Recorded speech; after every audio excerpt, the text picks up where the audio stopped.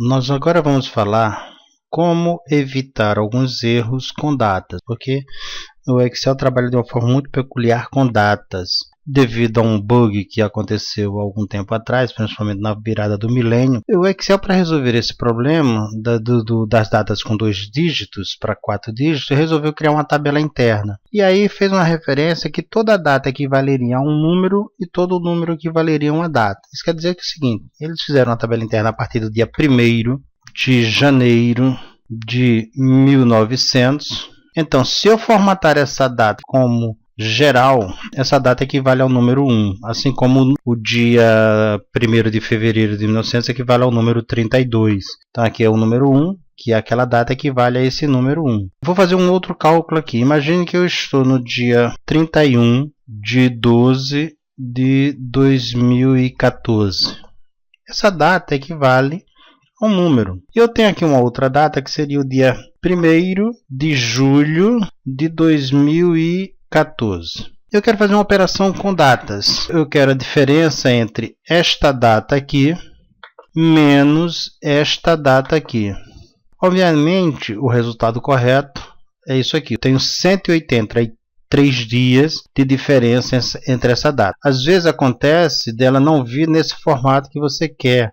Ela vir no formato de data, tá vendo? Então, o número 183 aparece assim, às vezes, uma data, e você fica assim, ué, o que significa isso? Isso aqui significa a diferença entre aquelas duas datas anteriores. Pode muitas vezes acontecer de vocês estarem fazendo a operação com data e aparecer uma outra data. O correto não é aparecer uma data. O correto é aparecer a diferença entre essas duas datas. Nós vamos agora falar de tratamento de erro em uma fórmula ou uma função. Tratar o erro é, muitas vezes, quando você faz um cálculo e porque a informação que você está precisando para o cálculo ainda não chegou, acontece um erro na fórmula. Não é que a fórmula esteja errada, é que o conteúdo não chegou. Um exemplo bem simples. Eu vou clicar aqui nesta célula, vou deixar igual a isso aqui, dividido por isto aqui. Então, eu vou dividir um número por outro. Se eu fizer essa mesma operação aqui embaixo, esse dividido por este vai dar divisão por zero. Por quê?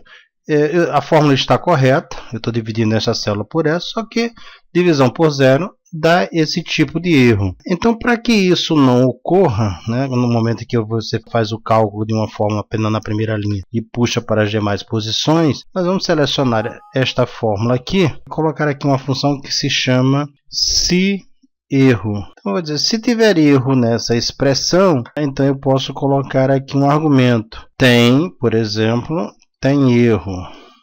Em vez de ficar aparecendo aquela mensagem trágica, aparece uma mensagem mais personalizada. Como não tem erro nessa expressão, ele calcula normalmente. Como tem erro aqui nessas duas expressões, ele mostra a mensagem. Isso evita com a sua planilha cheia de erros na tela. Uma outra situação interessante é, em vez de mostrar a mensagem de erro, você deixa a célula vazia, não faz o cálculo nenhum. Então, no momento que eu puxar para as outras posições, as células que vão conter erro, no caso essas duas aqui, ela deixa em branco. Agora, no momento em que eu clicar aqui, digitar um número qualquer, ele vai fazer o cálculo. Isso aqui é uma coisa bastante interessante. Quando aparece tralha assim, isso quer dizer porque a coluna está muito pequena, você vai aumentar o tamanho da coluna.